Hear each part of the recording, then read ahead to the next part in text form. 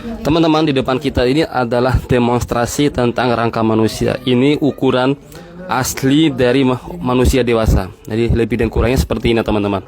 Nah, ketika terjadi pergeseran di ruas-ruas tulang belakang ini, baik di toraknya maupun di lumbalnya maupun di sini di tulang lehernya teman-teman, maka besar kemungkinan akan ada saraf yang kejepit, Nah, bisa dia itu melintir ke kanan seperti ini, bisa lihat sini, atau melintir ke kiri seperti ini, atau dia seperti ini teman-teman, atau bahkan masuk ke dalam sini. Nah, yang kita lakukan adalah bagaimana ketika terjadi pergeseran tulang belakang ini, kan ada saraf yang kejepit itu teman-teman. Setidak-tidaknya ada otot yang ketarik. Apa yang kita lakukan? Coba kita demonstrasikan. Ini kan harusnya seperti ini ya, normalnya manusia. Seandainya tulang ini lumbal ini geser ke sini teman-teman, sampai bungkuk seperti ini. Coba kita minta pasiennya untuk tidur tengkurap seperti ini ya. Kemudian kita lakukan pijat dan urut di bagian ototnya, kan tidak mungkin langsung pas di bagian tulangnya. Apakah akan memberikan dampak yang banyak? Kemungkinan tidak teman-teman, karena pijatan dan urut itu hanya karena di bagian ototnya.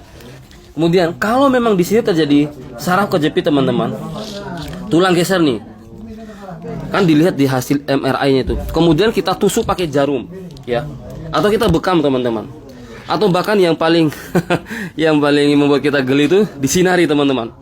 Bisakah tulang ini lurus dengan sendirinya? Jadi dengan obat-obatan tadi, dengan anti nyeri dan lain sebagainya? Tentu saja tidak. Mungkin akan mengurangi rasa sakitnya, tapi tidak akan memperbaiki struktur tulang yang bermasalah ini teman-teman. Nah, apa yang kita lakukan di sini? Kita memiliki jurus-jurus yang luar biasa insya Allah dengan izin Allah Subhanahu Wa Taala. Bagaimana untuk memperbaiki tulang ini? Apakah metodenya kretek-kretek? Tidak. Nah, apakah metodenya kretek-kretek? Tidak.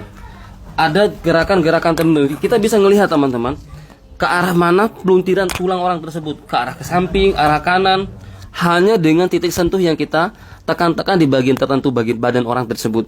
Nah, ini teman-teman, alhamdulillah dengan izin Allah Subhanahu Wa Taala kita punya kemampuan di situ. Apakah dijamin sembuh 100%? Kita katakan tidak ada yang bisa menjamin kesembuhan 100%, hanya Allah Subhanahu Wa Taala yang menyembuhkannya. Tapi setidak-tidaknya kalau dilakukan berdasarkan ilmu, insya Allah hasilnya akan lebih baik dan lebih banyak persentase keberhasilannya daripada kegagalannya. Yang membuat kegagalan misalkan ini, di sini sudah sangat aus sekali, kemudian kita berusaha untuk mereposisinya, kemudian dia tidak mau.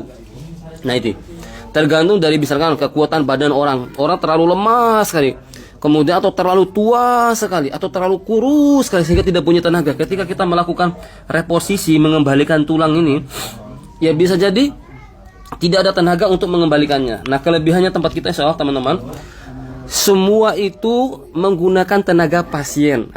Menggunakan tenaga pasien. Nah, teman-teman seperti ini. Nah, besok kita akan pelajari bagaimana pengaruh kemiringan ini cervix ya. Pengaruh tulang bonggol ini, tulang panggul ini terhadap kesehatan. Luar biasa teman-teman. Termasuk kenapa orang bisa gagal ginjal, kenapa orang bisa kena diabetes. Ada sarafnya di sini. Termasuk nanti bagaimana pengaruh kebungkukan tulang orang di sini, teman-teman, terhadap kerja organ di depannya. Nah, seharusnya ini kan, teman-teman, seperti ini ya, tegaknya badan manusia ya, lebih kurang seperti ini. Nah, di dalam ini kan ada perut, ada organ-organ lah, pada paru-paru, ginjal dan lain sebagainya di bawah sini. Semuanya.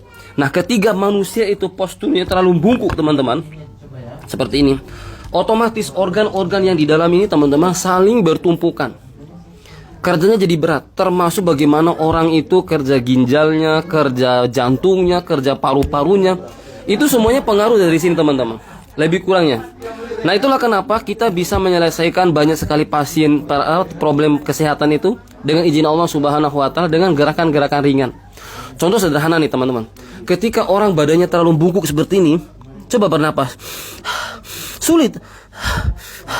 Kita lakukan apa? Kita longgarkan tulang belakangnya, kita tarik ke belakang teman-teman dengan cara yang halus, tentu saja dengan ada ilmunya. Orang itu langsung merasakan lega. Nah, orang yang asma itu selalu yang disalahkan adalah biasanya adalah paru-parunya. Padahal belum tentu paru-parunya, bisa jadi adalah otot rongga dadanya ini yang tidak bisa kembang kempis. Atau misalkan asam lambung, teman-teman. Diafragmanya ini bisa naik turun, tapi ini apa? Kembang kempis rongga dadanya juga bermasalah. Akhirnya apa? Akhirnya keluar asam lambung. Kalau hanya menetarkan asam lambungnya, ya besok kayak gitu lagi, besok kayak gitu lagi. Nah, ini teman-teman seperti itu. Nah, permasalahan tulang belakang ini ketika terjadi saraf kejepit. Yang kejepit itu adalah sarafnya. Apa yang menjepit? Tulangnya. Bisa terjadi karena himpitan seperti ini, atau bisa terlalu longgar seperti ini, bisa melintir ke sana, bisa melintir ke sini. Nah, kalau itu yang terjadi, maka kita kembalikan ruasnya itu kepada posisinya. Seperti itu, sesederhana itu.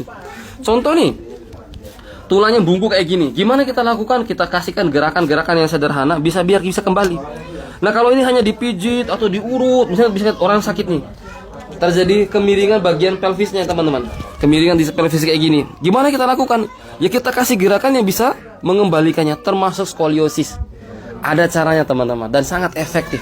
Insya Allah dengan izin Allah Subhanahu Wa Taala. Nah, inilah yang kita lakukan pengajaran di sini pada tim kita, supaya apa? Supaya pendelegasian terapi itu bisa dilaksanakan secara maksimal. Mudah-mudahan Allah Subhanahu Wa Taala memberikan kesembuhan pada kita semuanya. Assalamualaikum warahmatullahi wabarakatuh.